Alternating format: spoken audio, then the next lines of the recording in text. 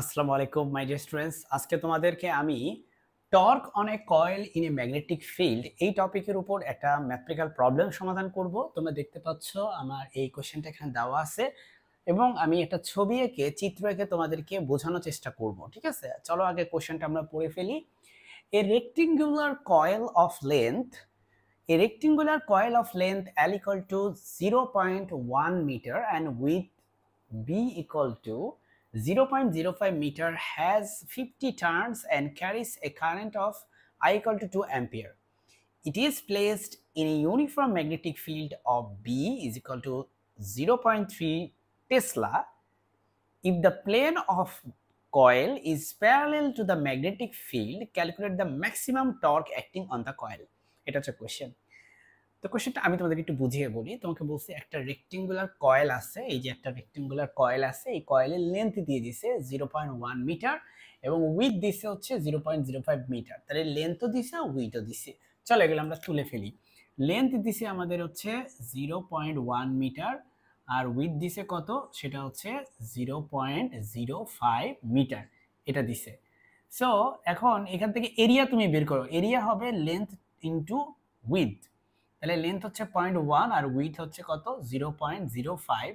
এটা যদি আমরা ক্যালকুলেটর হিসাব করি তাহলে এটা হবে হচ্ছে 0.005 মিটার স্কোয়ার, কারণ এটাও মিটারে আছে এটাও মিটারে আছে। সো মিটার সাথে মিটার গুণ করলে হবে হচ্ছে মিটার স্কোয়ার। তুমি এটা ক্যালকুলেটরে হিসাব করে নিবা, ঠিক আছে, আর আমি হচ্ছে মুখে মুখে হিসাব করে নিছি। ওকে, তারপরে তোমাকে বলছে হ্যাজ 50 টার্নস, তাহলে এন এর ভ্যালু হচ্ছে 50। টার্নস বলতে বুঝাইতেছে এই যে একটা রেক্টেঙ্গুলার যে একটা কয়েল আছে, এই কয়েলের মধ্যে টোটাল 50টা প্যাচ দেওয়া আছে। হ্যাঁ, তার যে কপার দিয়ে ধরো যদি এটা বানানো হয় তাহলে কপারের 50টা প্যাচ দেওয়া আছে টোটাল। এটা করা হয় কেন, যাতে টর্কের মান বাড়ে।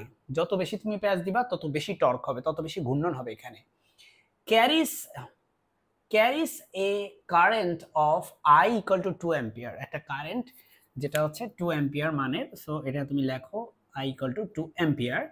তারপর বলছে it is placed in a uniform magnetic field of B equal to 0.3 Tesla. Magnetic ফিল্ডটা হচ্ছে ইউনিফর্ম 0.3 টেসলা। টেসলা হচ্ছে ম্যাগনেটিক ফিল্ডের SI unit. if the plane of coil is parallel to magnetic field, খেয়াল করো আমাদের এখানে একটা ম্যাগনেট, আমরা একটা নর্থ, এটা হচ্ছে নর্থ পোল, এটা হচ্ছে সাউথ পোল। সো আমরা জানি যে নর্থ পোল থেকে হচ্ছে ম্যাগনেটিক ফিল্ড বের হয়ে সাউথ পোলে গিয়ে শেষ হয়। সো আমরা এই জন্য ম্যাগনেটিক ফিল্ড দেখো কি করছি, সব নর্থ পোল থেকে সাউথ পোলের দিকে দিছি।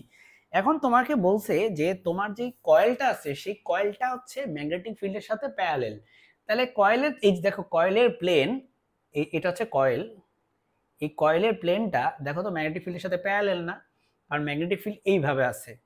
আর কয়েলের প্লেনটা এই যে এটা হচ্ছে কয়েলের সেই প্লেনটা, ধরো আমার এই হাতটা হচ্ছে কয়েলের প্লেন। তাহলে এই যে দেখো ম্যাগনেটিক ফিল্ড এইভাবে আছে, এই যে কয়েলের প্লেন, তাহলে এই দুইটা তো প্যারালেলে আছে, তাই না? প্যারালেলই আছে, দেখো এটা প্যারালেলে আছে ধরো। তাহলে এখন কথা হচ্ছে তোমাকে বলছে calculate the maximum torque acting on the coil. তো ম্যাক্সিমাম টর্ক কত হবে যেটা কয়েলের উপর কাজ করতেছে? দেখো আমরা জানি যে ম্যাক্সিমাম টর্ক তখনই হয় যখন এই থিটা হয় 90, তখনই ম্যাক্সিমাম টর্ক হয়। সো থিটা তোমার হবে 90, যদি টর্ক ম্যাক্সিমাম করতে চাও তাহলে থিটা 90 হইতে হবে। তাহলে এন এর ভ্যালু বসাও 50, আর আই এর ভ্যালু বসাও, আই এর ভ্যালু হচ্ছে 2, আর এ এর ভ্যালু ওই যে ওখান থেকে লেখো 0.005, ঠিক আছে। আর বি এর মান কত, বি এর মান হচ্ছে এই যে 0.3। আর তুমি জানো যে সাইনের ভ্যালু থিটা যদি 90 হয় তাহলে সাইন 90 মানে কত, সাইন 90 মানে 1। তাহলে সাইন 91 আর লেখার কোনো দরকার নেই। এবার এই সবগুলো আমি হচ্ছে ক্যালকুলেটর দিয়ে হিসাব করে দেখি কত হয়। ঠিক আছে, তুমি একটা ক্যালকুলেটর দিয়ে হিসাব করো, আমিও একটা ক্যালকুলেটর দিয়ে হিসাব করি, দেখি কত আসে আমাদের। ভ্যালুটা আমি পেলাম হচ্ছে 0.15। আর টর্কের এককটা মনে রাখবা, এটা হচ্ছে নিউটন মিটার। ঠিক আছে, কেয়ারফুল থাকতে হবে, টর্কের একক হচ্ছে নিউটন মিটার। সো আমাদের টর্ক যে ম্যাক্সিমাম টর্ক, তুমি এখানে ম্যাক্সিমাম লিখতে পারো, এই ম্যাক্সিমাম টর্কটা হচ্ছে 0.11 নিউটন মিটার।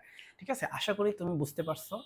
আমার চ্যানেলটি তুমি সাবস্ক্রাইব করে রাখো, তোমার উপকারে আসবে ইনশাল্লাহ। আসসালামু আলাইকুম।